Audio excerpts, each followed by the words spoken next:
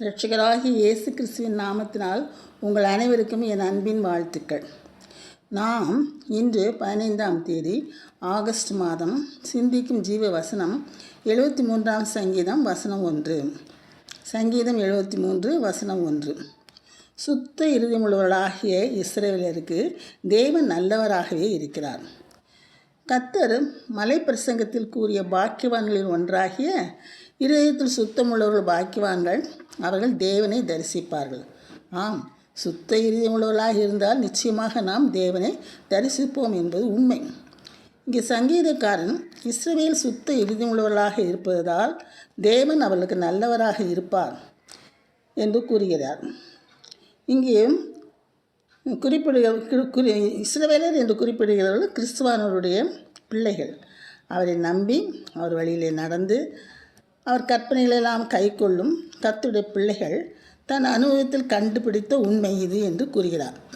அது மட்டுமல்ல, அதை கண்டுபிடித்த விதத்தையும் கூறுகிறார். சுத்த இருதயமுள்ள கர்த்தருடைய பிள்ளைகளுக்கு கர்த்தர் எப்பொழுதும் நல்லவைகளே செய்து நல்லவராக இருக்கிறார் என்பதை தன் அனுபவத்தில் கண்டுபிடித்ததாக கூறுகிறார். கர்த்தருக்கு பயப்படுகிற பயம் இருதயத்தை சுத்தமுள்ளதாக வைக்கும். கர்த்தருடைய பரிசுத்த நாமத்தை நாம் நம்பினால் சுத்த இருதயமுள்ளவர்களாக இருக்கலாம். தேவன் அருளின வேதம் சுத்த இருதயத்தில் இருக்கிறது. தேவனே, சுத்த இருதயத்தை என்னிலே சிருஷ்டியும் நிலைவரமான ஆவியை என்னிலே புதுப்பியும். சுத்த இருதயத்தை விரும்புகிற உதடுகள் இனிமையானவைகள். தேவ அன்பு நம் இருதயத்தில் ஊற்றப்படும் பொழுது சுத்த இருதயம் அடைவோம். பேதுரு கூட தம் நிருபத்தில் என்ன கூறியிருக்கிறார்னா, ஆவியிலே சத்தியத்திற்கு கீழ்ப்படிந்து ஆத்துமாக்களை சுத்தமாக்கி கொண்டவர்களாக இருக்கிறபடியால் சுத்த இதயத்தோடு ஒருவரில் ஒருவர் ஊக்கமாய் அன்பு கூறுங்கள் என்றெல்லாம் நாம் வேதாகமத்தில் வாசிக்கின்றோம்.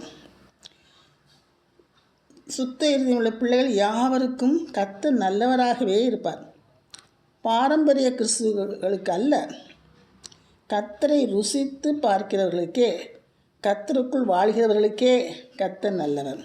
ஆகவே நாம் கர்த்தருக்கு பயந்து வாழ்ந்து அவருக்கே நல்லவர்களாக இருக்கும் பொழுது நிச்சயமாக கர்த்தர் நமக்கு நல்லவராக இருப்பார். நாம் சுத்த இதயத்தோடு கர்த்தரை தொழுது கொள்ளும் பொழுது கர்த்தர் நமக்கு நிச்சயமாக நல்லவராக இருப்பார். ஜெபம். கர்த்தாவே, எங்கள் இதயம் சுத்தமுள்ளதாக காத்துக்கொள்ள எங்களுக்கு உதவி புரியும் சுவாமி. மாசற்ற செம்மையான பரிசுத்தமான இருதயம் கொண்டவராக இருக்க கிருபை செய்யும் சுவாமி. நாங்கள் உம்முடைய பிள்ளைகளாக வாழ உதவி செய்யும். அப்பொழுது நீர் எங்களுக்கு எல்லா உதவிகளையும் செய்கிறவராக இருக்கிறீர் கர்த்தாவே. செய்வீர் என்று நாங்கள் விசுவாசிக்கிறோம் சுவாமி. உம்மைக்கே துதியும் கனமும் மகிமையும் உண்டாவதாக. ஆமென்.